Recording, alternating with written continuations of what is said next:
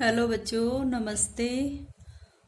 आज हम हिंदी शिक्षण के अंतर्गत कहानी शिक्षण वाला टॉपिक जो सेकंड यूनिट का टॉपिक है उसके बारे में अध्ययन करेंगे। यानी कि आज का अपना टॉपिक है कहानी शिक्षण।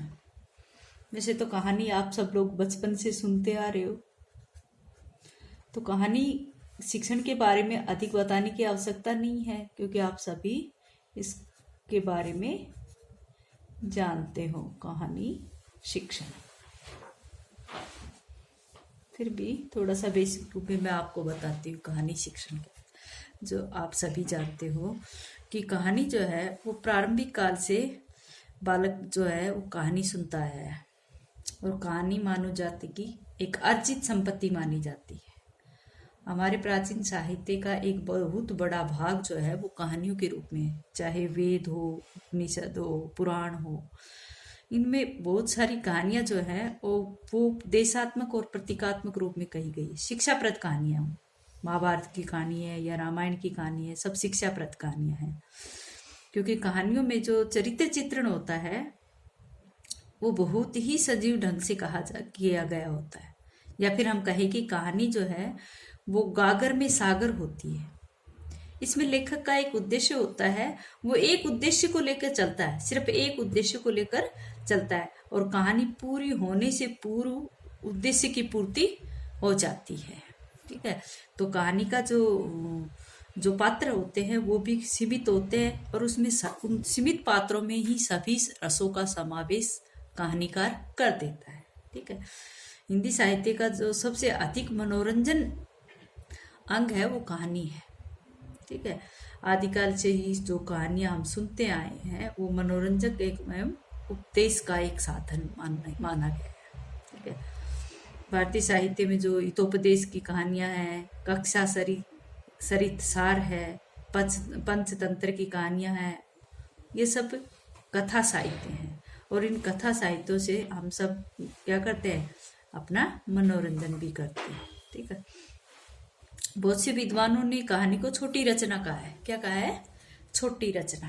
कहानी को छोटी रचना कहा है क्योंकि कहानी जो होती है वो छोटी ही होती है। छोटी रचना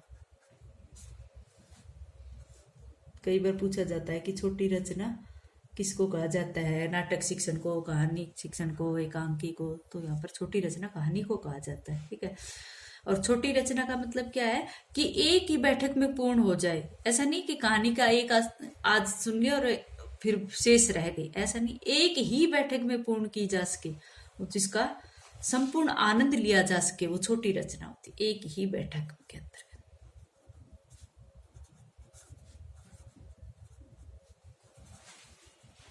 एक ही बैठक में पूर्ण हो जाए छोटी रचना। ठीक है, कहानी एक वर्णनात्मक गद्य रचना कही जाती है जिसमें वास्तविक जीवन की कथात्मक रूप में प्रस्तुत किया जाता है, जिसमें वास्तविक जीवन को कथात्मक रूप में प्रस्तुत किया जाता है। मुंशी प्रेमचंद ने एक कहानी की एक परिभाषा दी है, बहुत ही अच्छी है। नोट्स के माध्यम से मैं आपको बताऊंगी, लेकिन पढ़ के सुना के बताती हूँ कि उन्होंने कहा है कि कहानी एक ऐसी रचना है जिसमें जीवन के किसी एक अंग अथवा मनोभाव को प्रस्तुत करना ही लेखक का उद्देश्य है। किसी एक अंग को या किसी एक मनोभाव को प्रस्तुत करना लेखक का उद्देश्य है।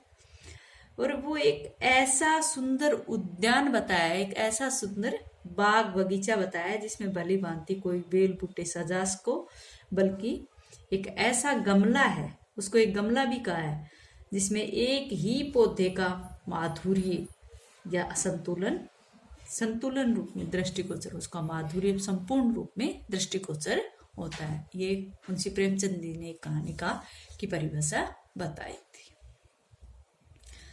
तो कहानी का जो अर्थ है उसमें हम ये लेंगे कि जो हिंदी साहित्य का सबसे मनोरंजक अंग है वो कहानी कहलाती है। ठीक है, या फिर हम कहें कि कहानी एक कहानी अर्थ में अगर हम कहें तो कहेंगे कि कहानी एक लघु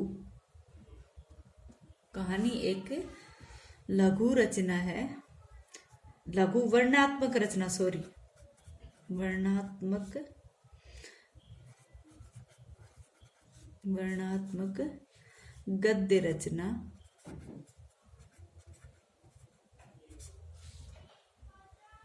गद्य रचना है जिसमें वास्तविक जीवन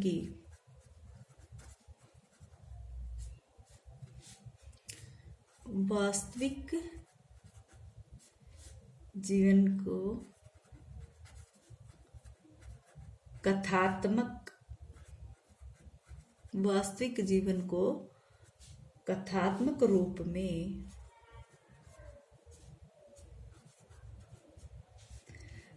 में प्रस्तुत किया जाता है।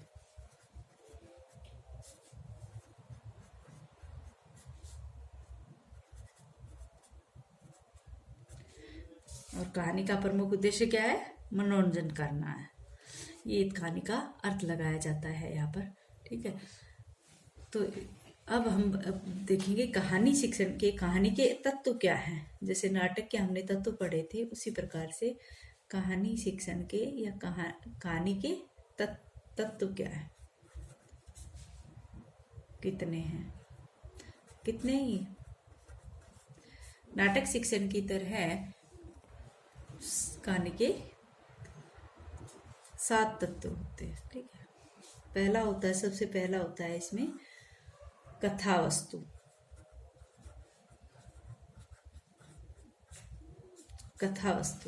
तो कहानी का जो कथा वस्तु होती है वो कैसी होनी चाहिए? कहानी में जो कथा वस्तु होती है वही प्रमुख होती है, ठीक है। इसमें जो हम ये कहेंगे कि कहानी का जो कथा वस्तु है रोचक होनी चाहिए या कौतूहलपूर्ण होनी चाहिए, जिसका स्वरूप बहुत ही छोटा होता है वो, और उसका अंत जो होता है वो सुखदायी होता है। अगर कहानी का अंत दुखदायी होगा तो कहानी का देखने का जो सुनने का जो था वो ही खत्म हो जाता है। इसलिए यहाँ पर हम कहेंगे कि कहानी का जो स्वरूप है वो लघु होना चाहिए और उसका अंत जो है वो उसका सुखांत होना चाहिए। सुखांत माने सुख पूर्वक अंत होना चाहिए, ठीक है। और इसको में रोचकता होनी चाहिए, इसमें कौतूहल होना चाहिए कि ऐसी जिज्ञासा बनी रही पूरी कहानी सुनने की, को जो जिज्ञासा है वो उसमें बनी रहे, जो कौतूहलता कहते हैं, ठीक है। तो कथा वस्तु इस प्रकार। नेक्स्ट जो है इसका तत्व जो होता है वो शैली होती है।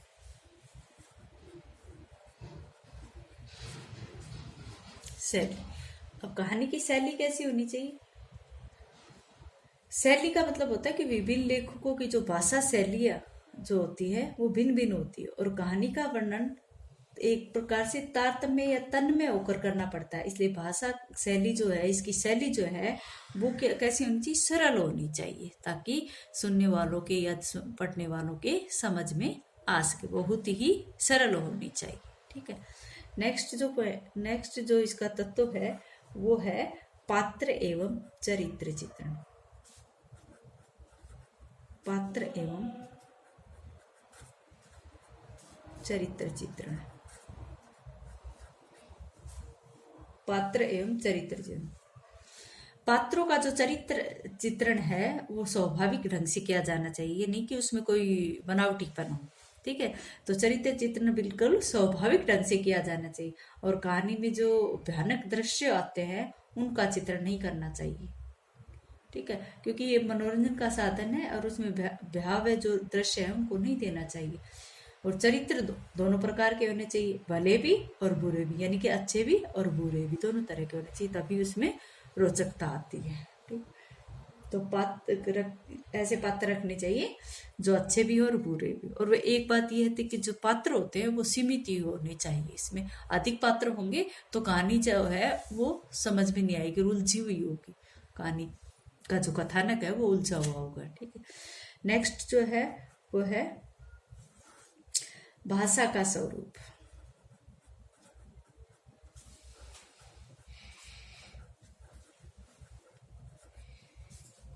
भाषा का स्वरूप कैसा होता है? भी मैंने उस दिन कहा था कि देश काल या वातावरण, तो उसमें जो देश काल या पात्रों का जो भाषा होनी चाहिए उसी कहानी में, उस कहानी में उसी प्रकार की जिस समय वो लिखी गई थी उस समय जो भाषा थी उस भाषा का ही प्रयोग करना चाहिए, क्योंकि कहानी की जो भाषा है वही उसकी वास्तविकता और स्वाभाविकता दोनों को लाती है।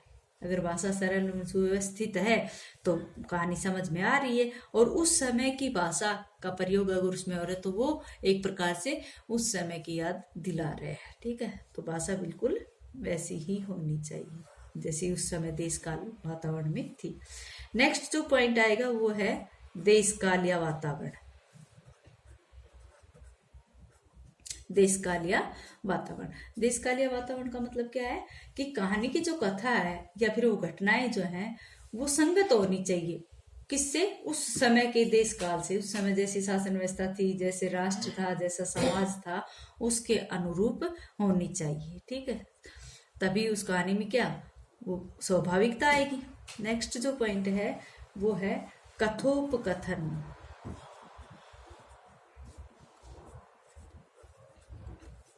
कथोपकथन, कथोपकथन नाटक में भी मैंने बताया था, जो संवाद होते हैं जिनके माध्यम से कहानी का विस्तार होता है वो कथोपकथन होता है। और जो कथोपकथन है वो कहानी का प्राण माना जाता है, और ये इतना रोचक और मर्म स्पर्शी होना चाहिए, यानी कि ये इतना हृदय स्पर्शी होना चाहिए कि सुनने वाला जो है तन्मय होकर सुने, और इसके माध्यम से ही कहानी का विकास होता है। और जो कथोपकथन है वो परिस्थितियों के अनुरूप होना चाहिए, और उसमें वो थोड़ी सी दार्शनिकता से दूर होना चाहिए, उसमें दार्शनिकता नहीं होनी चाहिए। ठीक है, और लास्ट जो पॉइंट है वो है उद्देश्य। उससे कहानी का लिखने का या उस कहानी को सुनाने का उद्देश्य जो है वो उसमें होता है, जैसे शिक्षा देना या उपदेश देना या मनोरंजन कराना या किसी आदर्श को प्रस्तुत करना, या फिर जो जीवन की जो यथार्थता को प्रकट करना, किसी प्रकार की प्रेरणा देना, किसी प्रकार का संदेश देना या भावाभिव्यक्ति करना, ये कहानी के उद्देश्य होते हैं। ये कहानी का 7वां तत्व माना जाता है। अच्छा बच्चों, आज इतना ही।